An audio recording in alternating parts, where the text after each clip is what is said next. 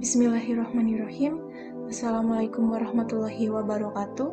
Perkenalkan, nama saya Melina Windy Rahayu, NIM 20201010 dari kelas D3TT 08A, Prodi D3 Teknik Telekomunikasi, Institut Teknologi Telkom Purwokerto. Di sini saya akan menjelaskan tentang modul 1, yaitu analisis throughput dan coverage Bluetooth. Adapun poin-poin yang akan dibahas, yang pertama ada dasar teori, yang kedua simulasi, yang ketiga ada hasil data, yang keempat perhitungan, dan yang kelima analisa. Untuk dasar teori itu sendiri ada Bluetooth. Bluetooth itu merupakan sebuah teknologi komunikasi wireless tanpa kabel yang beroperasi dalam pita frekuensi 2,4 GHz unlicensed ISM atau Industrial, Scientific, and Medical dengan menggunakan sebuah frekuensi hopping transceiver yang mampu menyediakan layanan komunikasi data dan suara secara real-time antara host-host Bluetooth dengan jarak jangkauan layanan yang terbatas. Bluetooth itu sendiri dapat berupa kart yang berbentuk dan fungsinya hampir sama dengan kart yang digunakan untuk wireless LAN, di mana menggunakan frekuensi radio standar yaitu IEEE 802.11. Hanya saja pada Bluetooth mempunyai jangkauan jarak layanan yang lebih pendek dan kemampuan transfer data yang lebih rendah. Kemudian ada WPAN atau Wireless Personal Area Network, merupakan jaringan nirkabel pribadi, yaitu sebuah jaringan yang saling mengkoneksikan perangkat-perangkat pribadi di sekeliling penggunanya secara koneksi nirkabel. Nah, berdasarkan jenisnya, jaringan nirkabel pribadi menggunakan teknologi yang mengizinkan komunikasi dalam jarak yang dekat. Salah satu teknologi yang telah digunakan adalah Bluetooth sebagai dasar dari standar baru yaitu IEEE 802.15.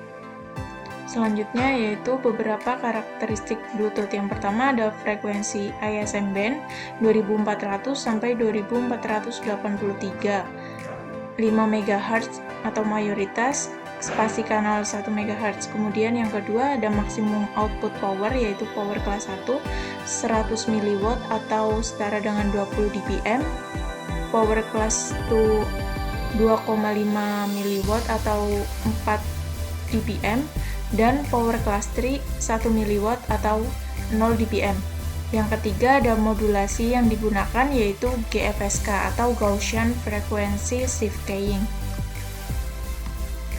Kemudian yang kedua dilanjutkan dengan simulasi.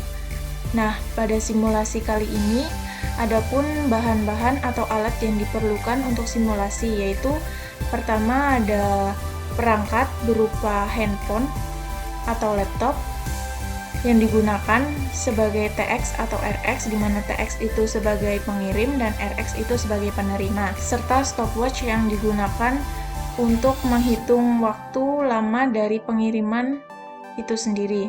Adapun file yang akan digunakan yaitu sebesar 3 MB atau setara dengan 3 juta byte. Selanjutnya akan dilanjutkan ke proses simulasi. Pertama, pada jarak 5 meter, pilih file yang akan dikirim, kemudian pilih Bluetooth, kemudian akan muncul perangkat yang akan kita kirimkan file. Nah, pada perangkat ini muncul nama Windy, kemudian klik kirim. Setelah itu kita menunggu filenya akan terkirim. Nah, dalam pengiriman ini, waktu yang diperlukan yaitu sekitar 32,75 second. Untuk penerimanya sendiri yaitu Fernanda. Untuk percobaan kedua yaitu pada jarak 10 meter. Caranya masih sama, klik file, kemudian pilih Bluetooth, kemudian kirimkan ke penerima, yaitu sebagai penerimanya namanya Windy. Kemudian akan mengirim file. Nah, waktu yang dibutuhkan pada jarak 10 meter ini yaitu sekitar 31,10 second.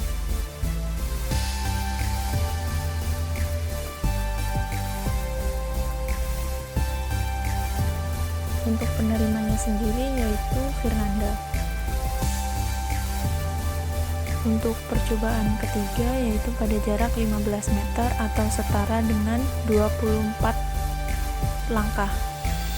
Caranya masih sama, klik file yang akan dikirim, kemudian pilih Bluetooth, kemudian pilih perangkat yang akan kita kirimkan file.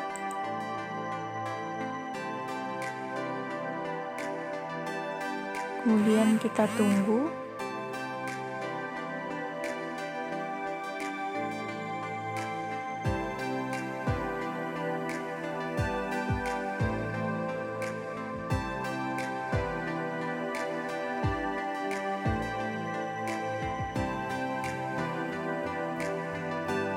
Waktu yang dibutuhkan untuk mengirim file pada jarak 15 meter ini yaitu sekitar 48,24 second. Nah, untuk hasil data itu sendiri saya mengambil dari loss atau line of sight. Jadi data yang diambil ini tidak ada halangan. Jarak yang diambil yaitu dari jarak 5 meter, 10 meter, dan 15 meter. Nah, dalam jarak 5 meter ini, lama waktu pengirimannya itu 32,75 second. Untuk throughputnya diperoleh sebesar 0,091 MB per second. Kemudian untuk jarak yang kedua dari 10 meter, kita peroleh 31,10 second. Untuk throughputnya diperoleh 0,096 MB per second. Kemudian untuk jarak yang ketiga diambil dari 15 meter. Lama waktu pengirimannya itu 48,24 second. Untuk hasil throughputnya itu sendiri sekitar 0,062 MB per second. Selanjutnya yaitu ada perhitungan. Nah, dalam perhitungan ini dalam percobaan 5 meter di mana throughput itu diperoleh dari data yang dikirimkan dibagi dengan lama waktu pengiriman. Nah, karena data yang digunakan itu sebesar 3 MB, jadi dalam konversi ke byte itu diperoleh nilai 3 juta. Lama waktu pengirimannya itu tadi sekitar 32,75. Nah, maka diperoleh hasil 91.603,053435 byte per second. Nah, dari byte per second ini diubah menjadi megabyte, maka diperoleh hasil 0,091 MB per second. Kemudian pada percobaan yang kedua dalam jarak 10 meter, caranya masih sama untuk memperoleh throughput, yaitu data yang dikirimkan dibagi dengan lama waktu pengiriman. Dari data yang dikirimkan itu 3 juta dibagi dengan lama waktu pengiriman itu sekitar 31,10 second, maka diperoleh 96.463,022.508 byte per second, maka diubah menjadi megabyte per second, diperoleh 0,096. Selanjutnya yang ketiga yaitu pada jarak 15 meter. Untuk memperoleh throughput caranya masih sama, yaitu data yang dikirimkan dibagi dengan lama waktu pengiriman. Data yang dikirimkan itu senilai 3 juta dibagi dengan lama waktu pengiriman sekitar 48,24 second, maka diperoleh hasil 62.189,054726 byte per second, maka diubah menjadi megabyte per second diperoleh 0,026. Selanjutnya yaitu analisa. Nah, pada simulasi ini terdapat satu percobaan yaitu pada kondisi loss atau line of sight atau di luar ruangan tanpa ada halangan atau penyekat. Nah, pada percobaan ini terdapat 3 jarak yaitu dari jarak 5 meter, 10 meter, dan 15 meter.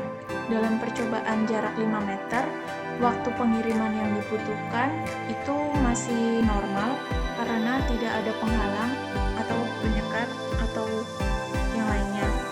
Kemudian pada jarak 10 meter, waktu yang digunakan untuk pengiriman itu sedikit lebih cepat 1 detik daripada jarak 5 meter. Itu dikarenakan mungkin pengaruh udara atau angin atau pengaruh yang lainnya. Kemudian pada jarak 15 meter, waktu yang dibutuhkan itu lebih lama, yaitu 48,24 second.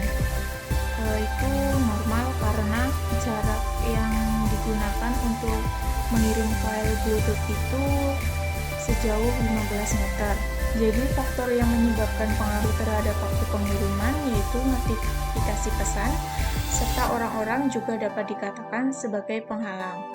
Kemudian, agar datanya valid, file yang dikirimkan oleh pengirim harus dihapus terlebih dahulu oleh penerima. Baru setelah itu pengirim mengirim filenya kembali ke penerima. Kemudian quote dari saya yaitu do more of what makes you happy. Jadi itu lakukan apapun yang membuat diri kamu happy, dan selama itu dalam hal positif, maka kamu harus melakukannya. Kemudian yang terakhir, saya mengucapkan terima kasih kepada dosen pengampu mata kuliah praktikum wireless yaitu Pak Muntako Alvin Amanaf, SSTMT, yang telah membantu memberikan materi yang sangat bermanfaat dari awal semester sampai akhir semester ini. Selanjutnya, saya ucapkan juga terima kasih kepada asisten praktikum yang sudah membantu jalannya praktikum wireless ini dari modul 1 sampai dengan 4. Saya selaku praktikan mohon maaf bila mana ada salah dan kurangnya dalam melaksanakan praktikum ini. Terima kasih. Sekian presentasi dari saya, kurang dan lebihnya mohon maaf. Wabillahi taufiq wal hidayah. Wassalamualaikum warahmatullahi wabarakatuh.